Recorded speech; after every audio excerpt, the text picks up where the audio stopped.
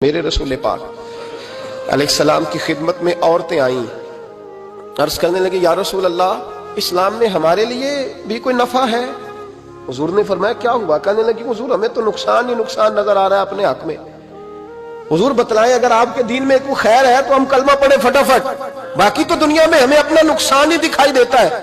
یہ بھی امام طبرانی نے لکھا ہے۔ محبوب علیہ السلام نے فرمایا تم پہلے اپنی بات کرو، پوچھنا کیا چاہتی ہو؟ کہنے لگے یا رسول اللہ ایک تو ہم نے سنا ہے اسلام میں بھی ایک معاملہ یہ ہے کہ جن دنوں عورت ناپاک ہوتی ہے وہ نماز نہیں پڑھ سکتی، وہ روزہ نہیں رکھ سکتی۔ حضور یہ دینی نقصان ہوا، اور دو عورتوں کی گواہی ایک مرد کے برابر ہے۔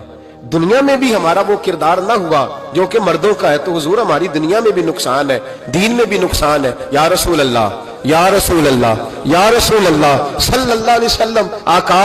پھر تو یہ ہوا کہ ہفتے مہینے کے بہت سارے دن عورت ویسے ناپاک رہی، دین سے دور رہی، اور اگر وہ قومی معاملات میں کوئی کردار ادا کرنا چاہے پھر بھی اس کی گواہی دو عورتوں کی ایک مرد کے برابر، تو حضور دنیا کا بھی نقصان دین کا بھی۔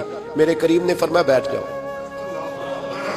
بیٹھ جاؤ۔ عورتیں بیٹھ گئیں تو محبوب فرمانے لگے تمہیں پتہ ہے جب کسی کے گھر میں بیٹی پیدا ہوتی ہے حضور کیا ہوتا ہے؟ فرمایا میرا مالک دو فرشتے بھیجتا ہے، فرمایا وہ آ کے گھر والوں کو سلام کہتے ہیں، جنوں اور انسانوں کے علاوہ ساری دنیا ان کے سلام کو سنتی ہے۔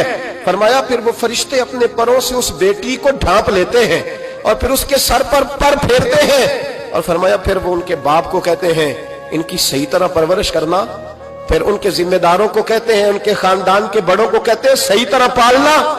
اگر تم ان کی یہ لفظ سنو میرے محبوب کے، حضور فرمانے لگے رب کے فرشتے کہتے ہیں اگر تم نے صحیح پرورش کر کے بیاہ دیا تو اللہ قیامت تک تمہاری مدد کرے گا۔ کس طرح؟ اللہ تمہارے رزق میں بھی تمہاری مدد کرے گا، اللہ دنیا کی مشکلات میں بھی تمہاری مدد کرے گا، اور جب مرنے لگو گے یہ شارحین نے قیامت تک کا ترجمہ کیا۔ شارحین فرمانے لگے گویا حضور فرما رہے ہیں جب تم مرنے لگو گے بیٹی کی پرورش کرنے والوں تو رب کریم تمہیں کلمہ یاد کرا کے تمہاری مدد کرے گا، اور نکیرین کے سوالات قبر میں آسان کر کے تمہاری مدد کرے گا، اور قبر میں جنت کی کھڑکی کھول کے تمہاری مدد کرے گا۔ میزان عمل پر تمہارے عملوں کا وزن زیادہ کرا کے اللہ تمہاری مدد کرے گا، پل صراط پہ تمہیں آسانی سے گزار کے تمہاری مدد کرے گا۔ میزان عمل پر اپنے محبوب کے ید اللہ والے ہاتھوں سے تمہیں جام پلا کے اللہ تمہاری مدد کرے گا، اور فرمایا تمہیں دوزخ سے بچا کے جنت میں ڈال کے رب تمہاری مدد فرمائے گا، یہ تمہاری مدد ہوگی۔ حضور نے فرمایا یہ تو ہے بچی کی پرورش، اور میرے محبوب نے فرمایا عورتوں تمہیں پتہ ہے جب کوئی عورت حاملہ ہوتی ہے تو اسے کیا ملتا ہے؟ بیویاں تو پہلی بات سن کے رونے لگی، ان کے آنچل آنسوؤں سے بھیگ گئے۔ محبوب فرمانے لگے جب کوئی عورت حاملہ ہوتی ہے تو رب اسے اسی طرح کا اجر دیتا ہے جس طرح اس مجاہد کو اجر ملتا ہے جو جہاد فی سبیل اللہ میں جاتا ہے، اتنا اجر اللہ حاملہ عورت کو دیتا ہے۔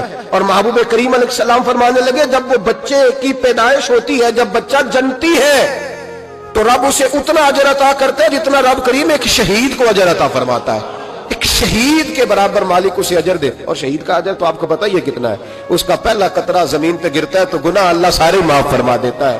فرمایا اللہ عورتوں کو یہ اجر دیتا ہے۔ میرے محبوب فرمانے لگے شرط صرف اتنی ہے کہ اپنے خاوند کی فرما بردار رہنا، اور فرمایا اس کے بعد جب وہ بچہ پالتی ہے رات کو اٹھ کے اسے دودھ دیتی ہے، اور اگر بولو براز کرے تو رات کو اٹھ کر اس کی صفائی کرتی ہے۔